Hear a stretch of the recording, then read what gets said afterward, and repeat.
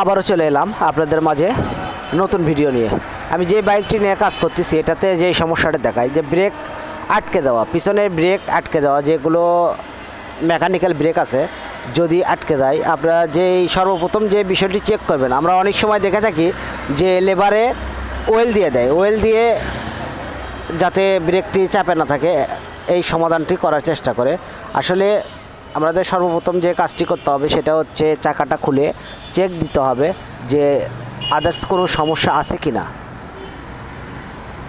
আমি যে বিষয়টি দেখাই যে এটাতে কিন্তু স্প্রিংটা ভেঙে ড্রামের ভিতরে আটকে আছে, এরকম বিষয় থাকলে পারে আপনারা যে কোনো সময় বড় একটা দুর্ঘটনার শিকার হতে পারেন। যে এই কারণে অবশ্যই চেক করে নেবেন যে আপনার বাইকের যদি ব্রেক প্রবলেম হয় এই সমস্যাগুলি চেক করে নেবেন।